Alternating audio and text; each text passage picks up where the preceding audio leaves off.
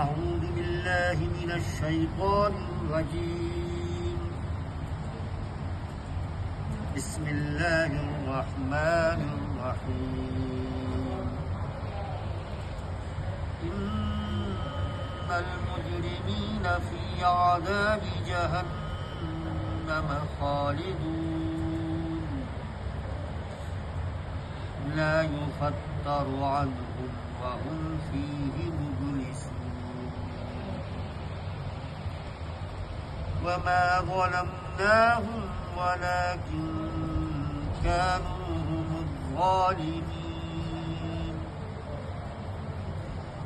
ونادوا يا ملك ليقض علينا ربك قال إنكم ماكثون. لقد جئناكم بالحق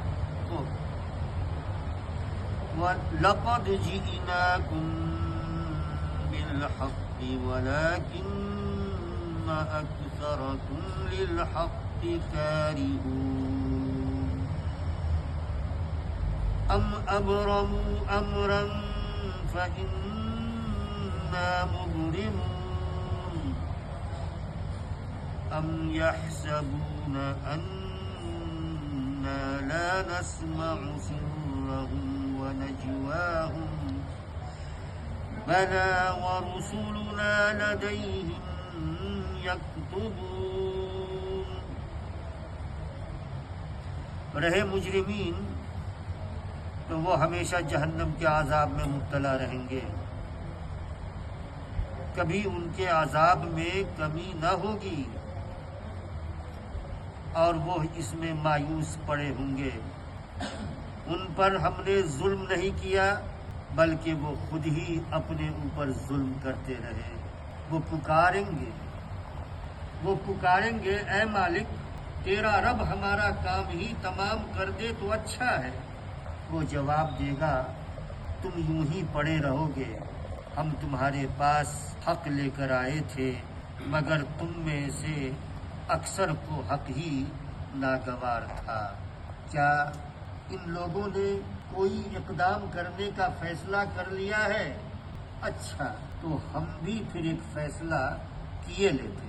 کیا انہوں نے یہ سمجھ رکھا ہے کہ ہم ان کی راز کی باتیں اور ان کی سرگوشیاں سنتے نہیں ہیں؟ ہم سب کچھ سن رہے ہیں اور ہمارے فرشتے ان کے پاس ہی لکھ رہے ہیں۔ محترم حاضرین درس قرآن، ہم اللہ رب العالمین کا شکر بجا لاتے ہیں کہ جس کی توفیق سے ہمیں نماز ظہر با جماعت ادا کرنے کی توفیق ملی، اور ہم اللہ رب العالمین کا پھر سے شکر بجا لاتے ہیں کہ جس کی توفیق سے یہ جو درس کا سلسلہ ہے، قرآن کے درس کا سلسلہ ہے، وہ جاری ہے اس مسجد میں، اور یہ 50 سال سے جاری ہے یا اس سے زیادہ۔ یہ اللہ رب العالمین کا فضل و کرم ہے، اور ہم اللہ رب العالمین سے دعا کرتے ہیں کہ جب تک یہ زمین ہے اور جب تک یہ مسجد باقی ہے درس قرآن کا سلسلہ چلتا رہے۔ جیسے لوگ آتے رہے، لوگ جاتے رہے، لیکن یہ درس کا سلسلہ ہے جو قائم ہے الحمدللہ۔ اس سے بڑی بات اور کیا ہو سکتی ہے کہ اہل ایمان کچھ جمع ہو جائے اور اللہ کی کتاب کو لے کر کے بیٹھ جائے۔ یہ عظیم مجلس ہوتی ہے، اس سے اچھی مجلس اور کیا ہو سکتی ہے کہ اللہ کے کلام کو سمجھنے کے لیے، پڑھنے کے لیے، مدارسہ کے لیے لوگ اکٹھا ہو جائیں، اہل ایمان اکٹھا ہو جائیں۔ یہ جو آیتیں ابھی آپ نے سماعت فرمائی، یہ سورہ زخرف کی آخری آیتوں میں سے کچھ آیتیں ہیں۔ پس منظر آپ کو معلوم ہے کہ یہ مکی سورہ ہے، اور مکہ میں کفار و مشرکین حق کی دشمنی میں نبی کریم صلی اللہ علیہ وسلم کی دشمنی میں، اہل ایمان کے خلاف دشمنی میں تقریباً وہ آخری حد پر پہنچ رہے تھے۔ اور مکہ کی زمین اپنی تمام وسعتوں کے باوجود اہل ایمان کے لیے بہت ہی تنگ ہو چکی ہے۔ آپ جانتے ہیں کہ وہ حالات ہیں کہ جن میں دنیا کی نعمتوں اور ایمان کو ساتھ لے کر چلنا مشکل ہو گیا تھا، گھر بار کو لے کر، دولت کو لے کر، رشتہ داروں کو لے کر، اپنے وطن میں رہ کر اور ایمان کے ساتھ جینا مشکل ہو گیا تھا۔ وقت آ گیا تھا کہ اہل ایمان یہ فیصلہ کریں کہ ایمان یا پھر دنیا، ایمان یا پھر دنیا کی زندگی، دنیا کی آشائش، اپنا وطن، اپنی دولت، اپنا گھر بار۔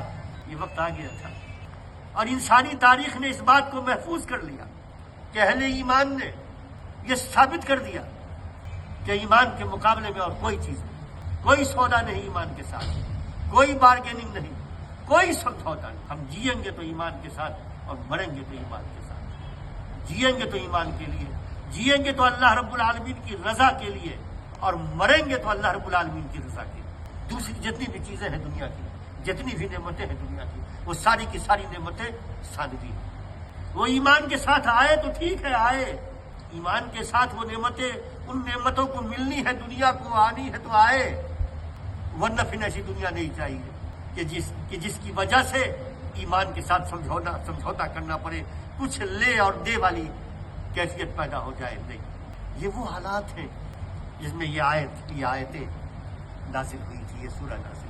میں نے بتایا تھا کہ اس سے پہلے کی آیتوں میں اہل ایمان کا ذکر ہے، اور اہل ایمان کے ذکر سے پہلے